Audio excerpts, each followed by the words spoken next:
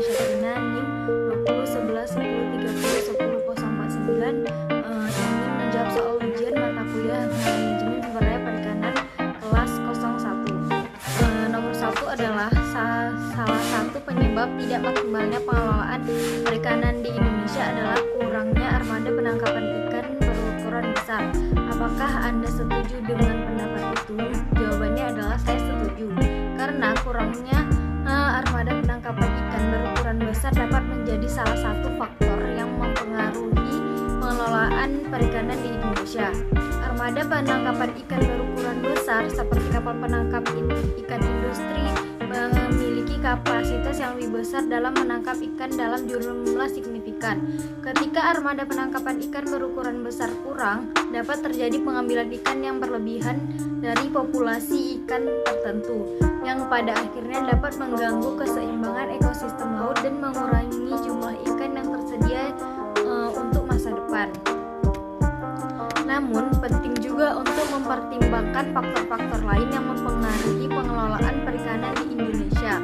Beberapa faktor lain yang juga berperan dalam pengelolaan yang tidak berkelanjutan, overfishing atau penangkapan ikan berlebihan, pemilihan alat tangkap yang tidak sesuai, penangkapan ikan yang ilegal, serta kekurangan pengawasan dan penegakan hukum.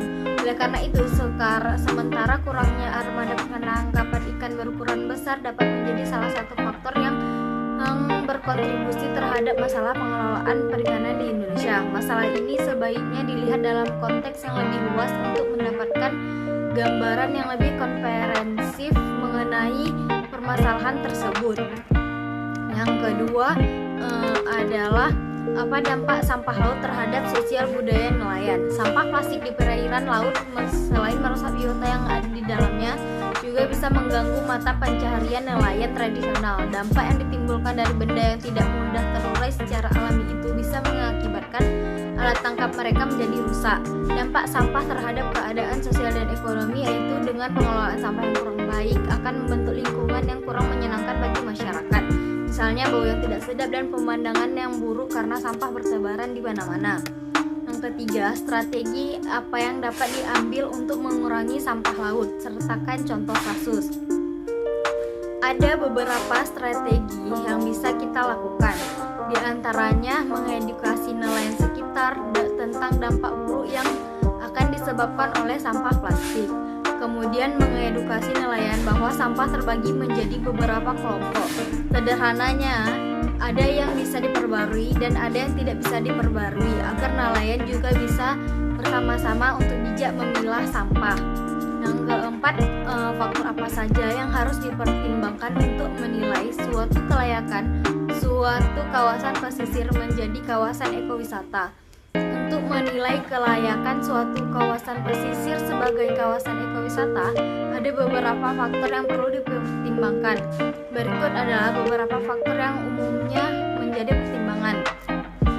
Faktor yang pertama, keanekaragaman hayati.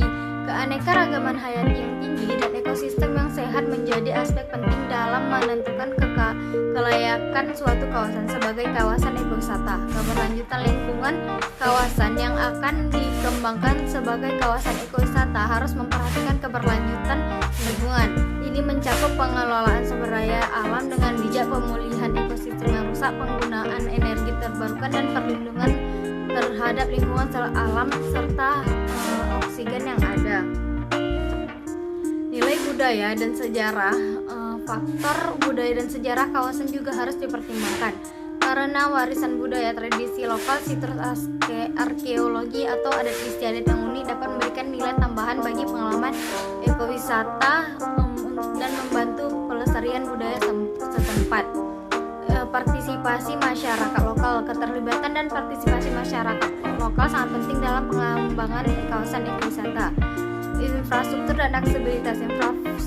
Infrastruktur yang memadai dan aksesibilitas yang baik merupakan faktor penting dalam menariknya wisatawan ke kawasan ekowisata. Sekian dari saya. Assalamualaikum warahmatullahi wabarakatuh.